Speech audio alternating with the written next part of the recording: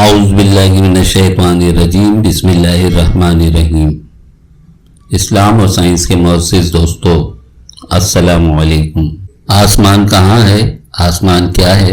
Scientist کو تو کوئی ایسی چیز آج تک اسپیس میں ملی نہیں۔ عام ٹائم اس طرح کے سوالوں کی گونج سنائی دیتی رہتی ہے۔ آج ہم آسمان کے بارے میں اسلام کا کیا موقف ہے اور سائنس اس بارے میں کیا معلومات دیتی ہے بات کریں گے۔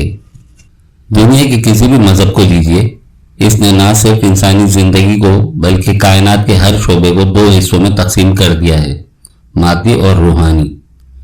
یہ دونوں شعبے نہ صرف ایک دوسرے سے مختلف ہیں بلکہ ایک دوسرے سے متصادم بھی ہیں۔ صرف یہی نہیں بلکہ دونوں کو یکجا کرنا ناممکن ہے۔ لیکن قرآن مجید کی یہ خصوصیت ملاحظہ فرمائیے کہ یہ خود مذہب کے پلیٹ فارم پر کھڑا ہے، لیکن اپنی سچائیوں کے ثبوت میں مادی دنیا کو پیش کرتا ہے۔ قرآن مجید کا بنیادی نظریہ قرآن کی حکمرانی ہے، گو کہ قرآن مجید کا آخری مدعا انسانی دنیا میں قوانین الہی کی حکمرانی کا قیام ہے، لیکن یہ قوانین الہی کو انسان کے سامنے مظاہر فطرت کی محسوس شکل میں پیش کرتا ہے۔ اسی لیے قرآن مجید مظاہر فطرت پر غور و فکر کرنے کے لیے بار بار زور دیتا ہے۔ قرآن مجید میں ارشاد باری تعالیٰ ہے، اور یقین کرنے والوں کے لیے زمین میں بہت سی نشانیاں موجود ہیں اور خود تمہارے اندر نفوس میں، تو پھر تم غور و فکر کیوں نہیں کرتے؟ قرآن کریم کا ارشاد ہے کہ آسمان ایک محفوظ چھت ہے۔ یہ عام فہم بات ہے کہ چھت اپنے نیچے بسنے والوں کو دھوپ اور بارش اور دیگر ہر قسم کی آفات سماوی سے محفوظ رکھتی ہے۔ بظاہر ہمیں کوئی چھت نظر نہیں آتی، لیکن قرآن کریم کا ارشاد ہے کہ چھت یقیناً موجود ہے، اور چھت بھی ایسی کہ جس کی عدم موجودگی میں پوری دنیا چند لمحوں میں نیست و نابود ہو جائے گی۔ چنانچہ ارشاد باری تعالیٰ ہوا، ہم نے آسمان کو ایک محفوظ چھت بنایا، لیکن اس پر بھی ہماری نشانیوں سے منہ موڑ رہے ہیں۔ زمین کے گرد ایٹماسفیئر گیسوں کا ایک خول ہے جو زمین کو چاروں طرف سے گھیرے ہوئے ہے۔ نہ صرف یہ کہ یہ آکسیجن کی موجودگی میں زندگی کو قائم رکھتا ہے، بلکہ یہ حفاظتی انسولیٹر بھی ہے۔ اس کے علاوہ کیمیسفیئر، آئنوسفیئر، اسٹریٹوسفیئر، ایکسوسفیئر وغیرہ وغیرہ جیسی کئی نہ دکھائی دینے والی لیئرز ہیں جو زمین کو اور اس میں بسنے والوں کو ایک چھت کی طرح حفاظت کرتی ہیں، جو آسمان سے گرنے والے شہابیوں اور سورج کی تابکاری شعاعوں سے ہمیں محفوظ رکھتی ہیں۔ کھوج اور تحقیق ہزاروں سالوں سے جاری ہے اور آئندہ بھی جاری رہے گی۔ جو جس شعبے سے تعلق رکھتا ہے وہ اس شعبے میں اپنی زندگی کی ساری صلاحیت لگاتا ہے۔ کسی نے سر سے اوپر کی کائنات پر غور کیا تو کسی نے پاؤں کے نیچے کی کائنات پر غور کیا۔ کوئی اپنے اندر غور کر رہا ہے تو کوئی اپنے ارد گرد غور کر رہا ہے۔ یہ غور و فکر کرنا وہ عظیم الشان کام ہے جس کا حکم قرآن مجید میں بار بار دیا گیا، لیکن قرآن مجید اس غور و فکر کرنے کی وجہ بھی بتاتا ہے کہ ہم غور و فکر کر کے اس رب کو پہچانیں جس نے یہ ساری کائنات بنائی۔ جب ہمیں اس رب کی پہچان ہو جائے گی تو اس کے سامنے ہم سرنڈر ہوتے ہوئے وظیفہ عبدیت بجا لائیں گے اور اپنی زندگی کا ہر لمحہ اس رب کی مرضی کے مطابق گزاریں گے۔ جب تک ہم اس کائنات میں غور و فکر نہیں کریں گے اس وقت تک ہمیں رب کی کبریائی کا علم نہیں ہو سکتا۔ ہم نے غور و فکر کرتے ہوئے اپنی دونوں آنکھیں کھلی رکھنی ہیں، ظاہر کی آنکھ بھی اور باطن کی آنکھ بھی۔ ظاہر کی آنکھ ہمیں ظاہر کی عظمت دکھاتی ہے اور باطن کی آنکھ ہمیں باطن اور پوشیدہ کی عظمت بتاتی ہے۔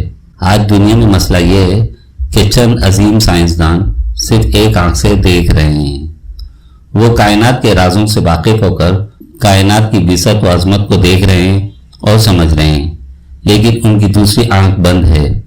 اور ایک مسلمان سائنسدان کی یہی خوبی ہوتی ہے کہ اس کی دونوں آنکھیں کھلی ہوتی ہیں اور وہ اللہ کی عظمت کو اتنا بہتر جانتا ہے۔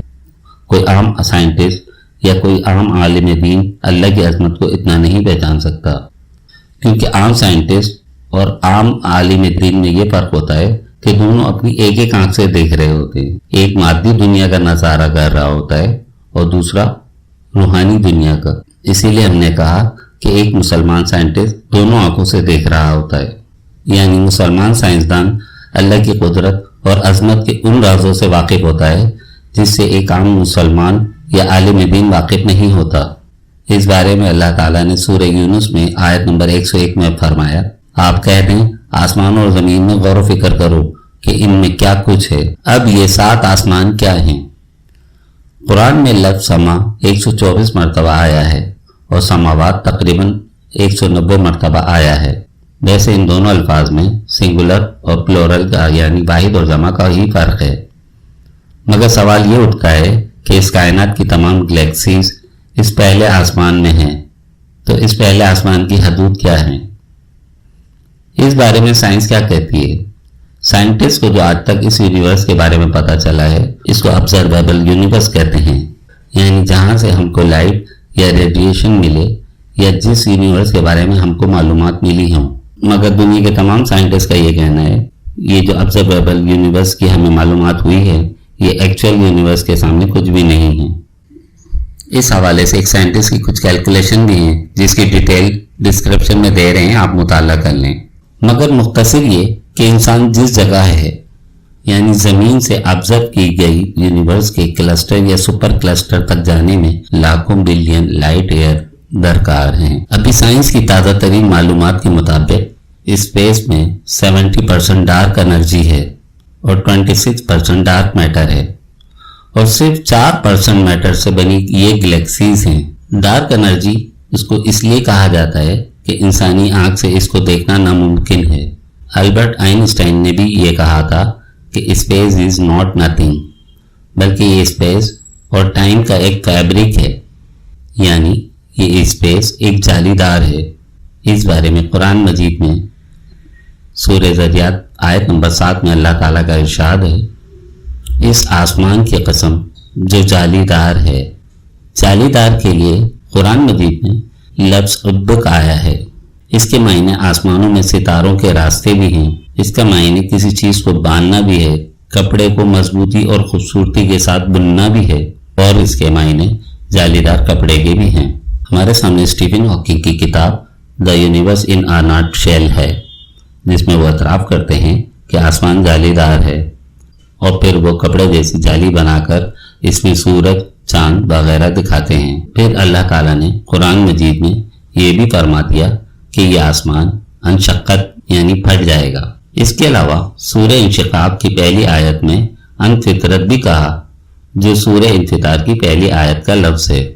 آج سائنسدان کہتے ہیں کہ ڈارک انرجی کی وجہ سے اسپیس کا پھیلاؤ ہو رہا ہے، آخر یہ پھیلاؤ رکے گا اور یہ آسمان پھٹ جائے گا۔ اس کے لیے انہوں نے اسپلٹ یا رپ کے الفاظ یوز کیے۔ سائنسدان بلو اپ یا بلاسٹ ایکسپلوز کے بھی لفظ استعمال کر سکتے تھے، مگر ان سب الفاظ میں دھماکہ خیزی نظر آتی ہے، اس لیے انہوں نے قرآن مجید سے ملتے جلتے الفاظ یعنی یہی پھٹ جانے کے کیے ہیں۔ Black hole. بلیک ہول کا نظریہ آئنسٹائن نے پیش کیا تھا، مگر قرآن مجید اور سائنس میں مماثلت پر 1784 میں جان مچل نے کہا تھا کہ اگر بلیک ہول کا نظریہ پڑھنا ہو تو قرآن مجید کی سورہ نجم کا مطالعہ غور سے کر لیں۔ اس حوالے سے ان کا ایک مضمون There is no clash کے نام سے بہت مشہور ہوا تھا، یعنی سائنسدان جو کچھ آج کہہ رہے ہیں وہ تو اللہ تعالیٰ نے قرآن مجید میں 1400 سال پہلے فرما دیا تھا۔ جان مچل نے قرآن پاک کے حوالے سے یہی اظہار خیال کیا تھا۔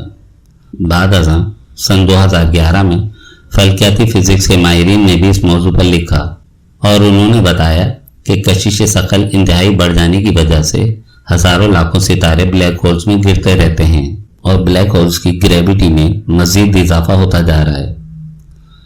یہ عمل سن 2016 تک بھی دیکھا گیا، جب 3 ستارے بلیک ہولز میں گرتے دیکھے گئے۔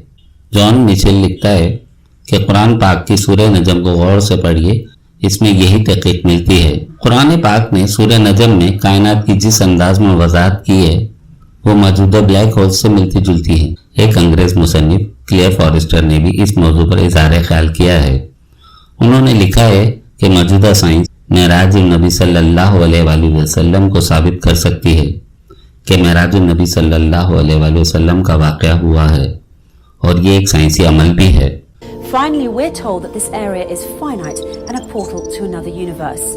So it would seem that the Quran and astrophysicists agree, as the way in which the Quran describes this mysterious area matches what we now call the black hole. However, the Quran takes it one step further by asserting that it is, in fact, a portal to heaven, a claim which science has yet to prove. But if past experience is any indication, it's only a matter of time before science catches up to the scientific miracles already contained in the pages of the Quran. Black holes में साइंसी तहकीकात के मुताबिक जब कोई बहुत बड़ा सितारा जिसे red giant कहते हैं ब्लैक होल की मौजूदगी की अहम तरीन निशानी इसमें से खारिज होने वाली वो बड़ी रोशनी है जो दूध की निकलती हुई धारों की मानिंद आज भी कायनात में देखी जा सकती है। और अब ये नजरिया तकवीर पकड़ता जा रहा है कि दर हकीकत ये सितारे एक आसमान से दूसरे आसमान तक जाने के रास्ते हैं।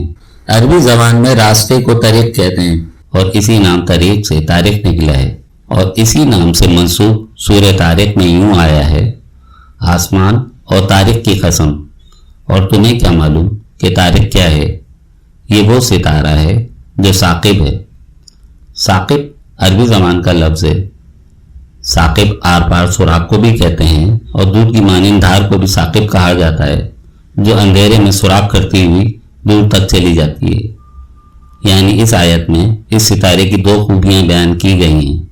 पहली ये कि वो तारीख है यानी रास्ता है, और दूसरी खूबी ये कि वो साकिब है यानी वो आर पार शगाफ है और इससे दूध की धार जैसी रोशनी निकलती है। ये वो अहम तरीन खसूसियात हैं जो दौर जदीद में दरियाफ्त होने वाले ब्लैक होल्स का इम्तियाज हैं। और फिर यही नहीं, एक और नजरिया भी परवान चढ़ता है, वो ये कि आसमान या कायनात एक नहीं बल्कि एक ही वक्त में कई हैं और आपस में मुतवाजी हैं। कुरान पाक ने इस हकीकत को 1400 साल पहले इसी तरह सूरह नूह में बयान किया कि क्या तुम नहीं देखते कि अल्लाह ने किस तरह एक के ऊपर एक करके 7 आसमान बनाए हैं। साइंस भी यही कहती है कि आसमानों की तादाद कई हो सकती है। अब आखिर में उन जाहिल लोगों से हमारा सवाल है जो नाउज़ बिल्लाह कुरान मजीद जैसी रोशन किताब पर शक करते हुए इसे दूसरी किताबों का कॉपी पेस्ट कहते हैं। सिर्फ साइंस को खुदा मानने वाले जवाब दें कि दुनिया की कौन सी किताबों में आसमान के ये नजरियात मिलते हैं।